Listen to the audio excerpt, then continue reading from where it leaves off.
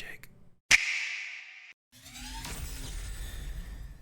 Hold on to your seats because it's time for another epic showdown in King of the Hill, Beyond All Reason style. In the heart of the map, we've got our fearless kings, Malzy, Sletox, Chungzu, and the one and only Godblue Garrett defending their territory. Surrounding them on all sides are 10 challengers, ready to storm up that hill and unseat our kings. Who will rise to the top and claim victory? Let's dive into the action and find out. I am joined by Bruticus and my name is Twig.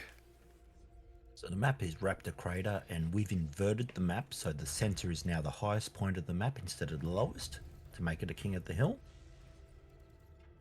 The game rules are no rushing for the first 10 minutes. You can see a line has been drawn by Mauve outlining the area that the peasants, the people on the outer ring, cannot pass. So they can't get any mexes there or move any units in for the first 10 minutes. And the kings are restricted into that center area. So they cannot push out for the first 10 minutes. There's no arty to attack the kings or the outsiders. So you can't set up like pulsars or persecutors or things like that. And the last thing is we've disabled air, long-range plasma cannons, lol cannons, and nukes just to keep the game a bit more even. Because the last thing you'd want is a nuke rush. That's it. Let's see how fun it is. We have been trying different Kings of the Hill modes every Sunday in our streams at AllReasonNoLogic. Feel free to join in at Sunday night Australian time. So if you want to join the Discord, links below in the description. And there are converted times in there to your time zones if you want to join the Kings of the Hills. So in the middle, we've got 3 Cortex commanders. 2 of them going into bots and 1 into vehicles, and we've got 1 Armada bots player. Our friend over in, is that a Turkish flag? I think. A little bit small on the bottom right there. Orange is the Turkish flag. We have our Godblue Garrett. The hot pink is, I believe, Taiwan. Not sure on the other flags, unfortunately. Is that Taiwan? I reckon that's Thailand. Thailand. I reckon geography is not our key right now. No. Speaking of turkeys, Chungzu is currently building a massive wind farm, and this map is great for wind, especially with the bonus of the center where they're getting a lot more wind than what's actually coming in. But you want to be grabbing your wind and building it in either grids of 2, long like this, or you want to hit Shift, Alt, and Z to space out your wind. If you have them in a big group like he's currently got, they will chain react. If any wind is more than 3 wide and 2 of those die, there will be a chain reaction. So one thing to improve on there, and Sletox doing a similar thing. Easy to react. Maybe we'll see them explode later in the game. Hopefully, I like explosions. Looking around the map, we've got Chronographer being very generous and boosting green, Bruticus, and myself, Twig, in blue. By building a little bit of extra eco, hoping that we get a bit of a boost on this side. Being the AllReasonNoLogic players, I feel like in these games sometimes we get targeted a little bit more. So I did appreciate that at the time. Definitely, sometimes if they figure out it's you, the targeting does head your way. I might be occasionally an instigator on that. Almost but always. This game from my instigation. How are we going? We've got Caterpillar on the light blue player on the west. He's got a few mexes going. Expanded out. Looks like on the eastern side, though, there's a few unclaimed mexes. Looks like Wanira, our fluoro blue, I guess would be the best description of him. He's moving in with some constructors to claim those. Early T2 up for Wanira as well. No, they're doing fantastic there. We only have 1 T2 lab up, though, for the Kings, which is our orange player. We've got one up for pink, almost. Oh, yeah, not quite Almost. up yet. Eco definitely on the king side at the moment. Oh, sorry, no, it's on the outside. 74% ahead with that medal income, and I believe that's purely because it just takes so long for these 4 players to get enough builders out there to build all these mixes. Yeah. This was definitely a testing phase of this map as well, so we're still trying to find the balance for the bonus for our kings. Battle paused. Battle Looks started. like we've got a little issue here with one player not knowing the rules. Bit of an overreaction with the ban him. We're not that mean. And then his bot's automatically gone back into building it again by accident. That's all right. These That's all right. mistakes are made. Unfortunately, there's no Mhm. rules that we can set up for King of the Hill yet because you can't do custom, I suppose, donut shapes where there's a no rush timer for the middle. That would be ideal so that you could just pick that line around the outside and make it so you can I only would build outside those. It would be very difficult, I'm sure, for the devs to I set something would like that love up. if there was a draw tool for starting locations. That would be absolutely fantastic, but it's a crazy expectation. So Maybe like I a hope polygon tool rather than a quadrilateral, which we can currently operate with. give me some shapes that I can expand. T2 up for pink now in the middle. Would like to have seen a reclaim of that bot lab. And a little tip, which you shouldn't take advantage if you're playing King of the Hill because it's a little bit unfair. If you reclaim the lab that costs 600 or 700 metal, you get the bonus that you have on top of that from the reclaim. So if you've got 1,000 metal to build something, you'll get back 1,500 if you're at a plus 50 bonus, which is what these players in the middle are at. So what you're basically telling me too is just sit there and build bot labs as well You while could. I'm building up my eco. You could do that. It would be very unfair on the players around. Now you can see as this middle has expanded out to claim all those mexes, we're back to almost even with the metal income. Only a 5% bonus for the blue. Pink and yellow, or pink actually, just failing to spread out and take those mexes here, which would probably make up for that and put them in front. You will see the T2s come up and that bonus slowly grow. Just passing the 7-minute mark. Pink is a one chef player though, so I can respect that. I think we gave him a plus 100 for the fact that he was a newer player. That way, hopefully, it'll make up a little bit of a for the lack of skill that may come from his plays. Yeah, that's it. And with that tier 2 mix coming up, you might get a little bit of breathing room here, just all of a sudden jumping up to 7.6 metal income just from that one metal extractor. Going around the map now, you can hear where's those sounds like ticks being built somewhere. It's grunts actually out of the middle player, getting ready for that early attack. With 2 minutes left on the clock, 2 minutes and 10 seconds. He's made a mistake and he's got 10 grunts on repeat and 9 construction bots. So I believe that's a mistake anyway. Looking around the map, Bruticus in green into that T2 phase, building up plenty of build power. And then we've got Chronographer now going into his own units after taking back those mexes that kindly donated early in the game. Myself, Twig, got a bit of T2 going for T1 spam from memory here. We'll see how that works out. Black Death in green. Focusing on that defense. Definitely a very defensive player, Black Death. Sometimes I don't mind it for maybe Raptor's gameplay styles, but you got to remember that in these Kings of the Hill, there is the fact that the outside players have a lot more micro advantage. You've got 10 players doing 10 things versus 4 players doing 4 things at a time. So absolutely, you want to take advantage of that and use units as much as you can, even if it's for defense. Winera, big eco in light blue, and then we got the yucky green color, whatever that is. It's like baby poo green, J-dub. Just going up to that T2, you're going to have that just up in time. You pronounce that K-bot Ron. K-bot Ron. Well into the T2 there. Tank Tom, well into the T2 also. And finally Caterpillar, also well into the T2. And just hitting the 9-minute 25 mark. Almost time to see what happens when this clock goes down. I'm liking Yellow's play in the middle. Sleetok's definitely the most experienced player at 26 true skill there. Has the APHIS up and running. Plenty of build power, plenty of metal in the bank. And I wouldn't even mind seeing something like a T3 gantry put up at this stage, especially that APHIS bringing in... it's actually more than 3,000 energy.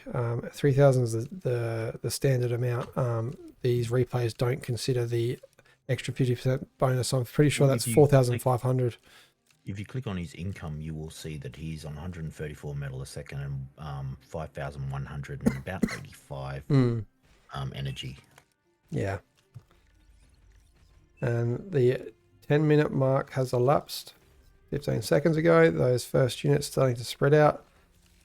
And Rakusha, I missed him before, into the tick spam, similar idea to myself. And straight up there with some early ticks. These negotiators aren't going to do much with them against them. I think we're going to see the pink player fall pretty quickly to this first raid. Maybe we can get a commander attack. Negotiators aren't a defensive unit. It's a lot of a mistake a lot of new players make with negotiators, arbiters, things like that, ambassadors. And negotiators probably doing a little bit of self damage there, team damage. But first attack taken away by those grunts. The grunts are a very powerful unit against ticks. Probably the perfect counter to them. The other thing was those build turrets. There's so many build turrets by red that the damage was healed pretty much instantly as it came in. Rakusha with his second wave of ticks. We'll come back to that. Some gunslingers over on the right hand side, but it quickly turned away by the sound of those snipers.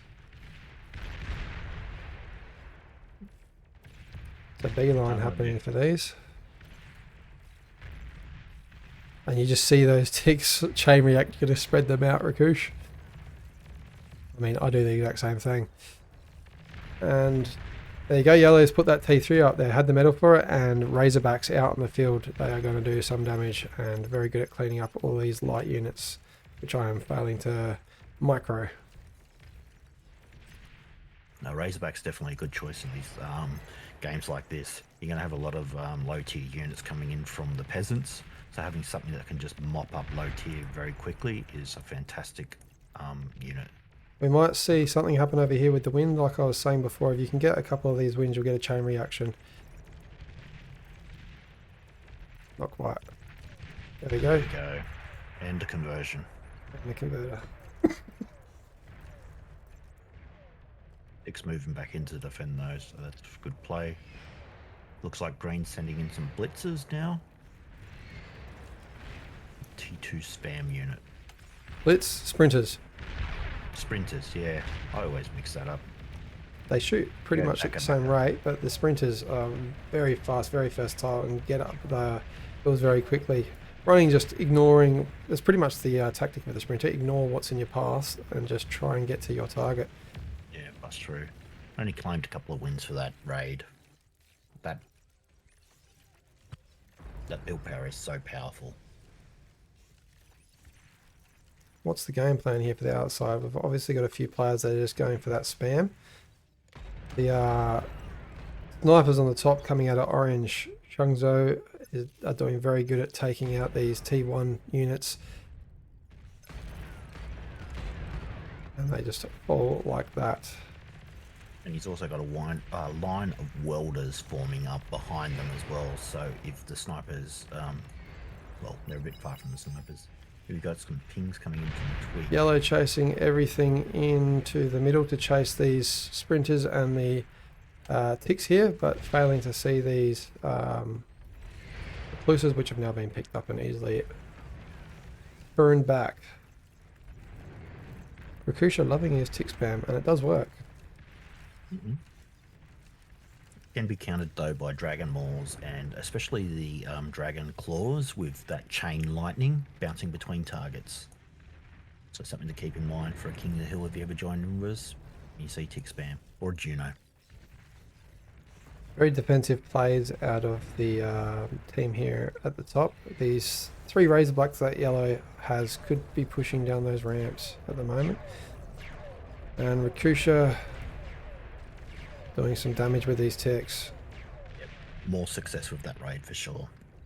2 little wind farms pop down. Every little bit helps, especially when they've got that big bonus of 50. Those wind farms are even more important. Some more sprinters coming out of yourself in green. Followed up by these ticks. I'd like to see these going at the same time. I think we did organise this for the ticks to go in ahead of the sprinters when we were on comms, if I go off memory. I waited for Akusha to form up and then we went in together. I can't remember the result though.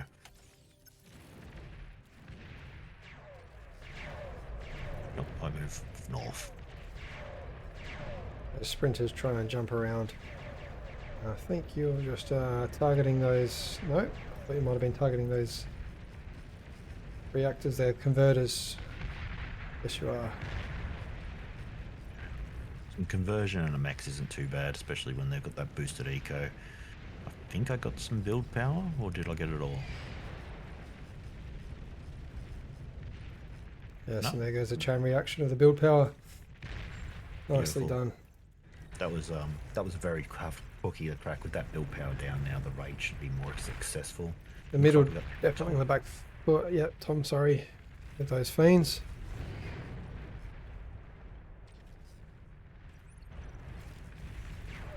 Let's see how his raid goes. He's got a twin guard and a termite in his way.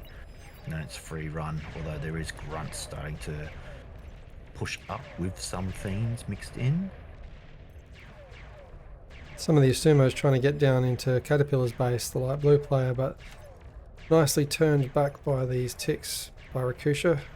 An army of ticks taking down 4 of these, very efficient. Looks like I've got sprinters moving in to support Caterpillar as well. I didn't see the other sumos further north. Here comes some damage. Maybe our first base for the lower side falling. Yeah, off memory, it was definitely a tougher time for Caterpillar at this point. Tigers, while a sturdy unit, aren't the best at dealing out damage quickly. Good surround bonuses at least out of these units, and it should clean all of these up, but the damage might get done before that happens. Also looks like hot pink. Our one Chev has a absolute ton of thugs moving in as well down to Caterpillar's position.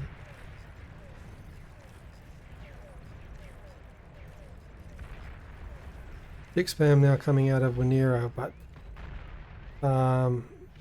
they were getting cleaned up by a few of those laser turrets. We do have the welders, which are a great counter to them, but we do have the snipers sitting behind, so doing a good job of slowly picking away at that army. Also a good counter to those Razorbacks. Yeah, absolutely. Line of And sight Pink flash push through with these now. thugs. Not being microed, it's important to keep these moving to make sure all units are being engaged rather than just the ones at the front. And some killer D guns coming out of Caterpillar now.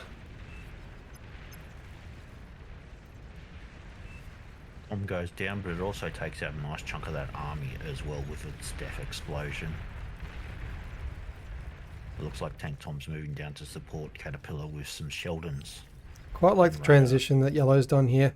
Reclaimed the T3 lab that was sitting over here before and gone, used that metal to build an APHIS, a second APHIS. So now a lot of very high eco. This is essentially like having 3 APHIS as well with that bonus. And plenty of conversion going on, plenty of build power. Battle Turning into a started. bit of a powerhouse. Battle paused. Battle started. It was this point that Yellow had to leave due to life, so Orange took over there. And furthering the eco then of Yellow. Actually, Orange had a very good... Sorry, Yellow had a very good... I'm mixing it up. Orange had a very good eco in the background. Yeah, second And, APHIS up in a fusion, so that's like 5 APHIS and a fusion now. It's a A lot of eco. little bit more of an aggressive player as well than we had out of Yellow. So I think we might see some damage here. A lot of snipers, great defense out of them. Combination of having those light units, the pawns, as well as those snipers on the front line make for a bit of a devastating hit. Looks like I'm going into my goober move of walking my comm in their base cloaked, heading for what was Yellow's APHIS. Seeing if we can sneak all the way there. No counter intrusion devices. There were radar, I believe, around the place. Let's check out the player view. No, it couldn't be seen. So no radar up. Definitely a bad move. Especially when I'm in the game, I like to move my comm in there and try and de-gun or do something dirty. Yeah. Something just getting picked up by the comm there. Must have just walked into the range of a radar.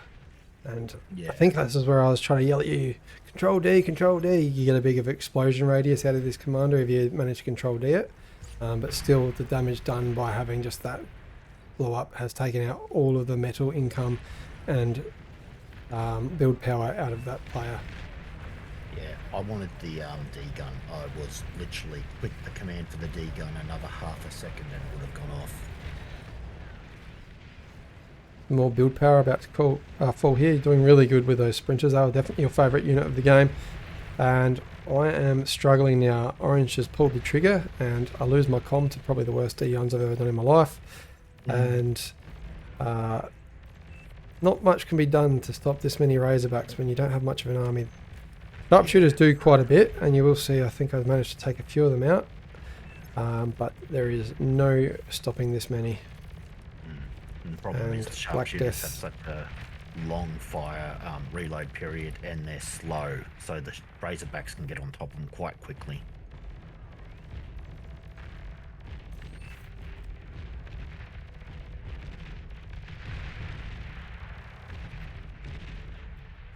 One left in the Rhaenyra's base. doing very well. Unfortunately, Oh, not able to stop the damage that this is doing, and the build power going down. Luckily, the one last sniper's up, just enough to take that Razorback down, but then the next one comes in, takes out the rest of that wind up the top there, and we've got Black Death down. Quick sweep through his base with those few Razorbacks. I don't think any fell over there either. They all came down this way afterwards, and I think that's GG for me at this stage, at least temporarily. While that was happening, I got some sprinters into Orange's 2 AFIS and managed to kill those. So it was a massive dent in their eco. Black Death, though, very cheeky. He cloaked his comm, walked it away from the base, and then is walking back now that the danger has passed. Those final 5 Razorbacks completely annihilating the base, but I do have one cloaked fusion reactor, so at least when I died, I still had a little bit of an income for energy there. Well, that's it. That one fusion with a few converters can definitely still pop out a little bit of spam to help the team. I think it was this point that I was very generous and gave you one of my labs and just set up my build turrets to assist that lab. Keep me having a little bit of fun, especially because I was streaming this one at the same time. Don't want it to be a boring stream, but those sprinters still the MVP of this game. And looking at the eco, it does look like it's relatively even at the moment. But the King's currently looking like the more powerful team. Rhaenyra's base now in trouble over in the Lura Blue, with plenty of sprinters going down that way as well as welders. But those laser towers doing some work with no micro going on. Tank Tom slowly building up in his base, getting a Sheldon ball going. I quite like that. Playing like it's an AI match with nice Sheldon ball clusters, that radar, that jammer, and a bunch of units to run through those fiends. Nice plays. Over on the right hand side, I've just had a few ghosts hidden in the corner and used them to stun these Razorbacks so that our purple friend Chronographer can take them out with those mammoths. I want to quickly jump over to Orange's T3 lab. You can see there's a sprinter, glitched in a spot where it can't be shot, and it's killing the lab. If anyone's watching or one of the devs are watching by chance, it might be something to look into. Bit of a glitch there. It turns out to be a hero sprinter. Rhaenyra feeling the pressure at the moment. Those continuous sprinters doing a lot of damage, and now we've got Razorbacks heading down there as well. The Kings definitely ahead at the moment. Rhaenyra's done an absolutely fantastic job defending there. You can just see the amount of corpses there from the battle that he's had to endure.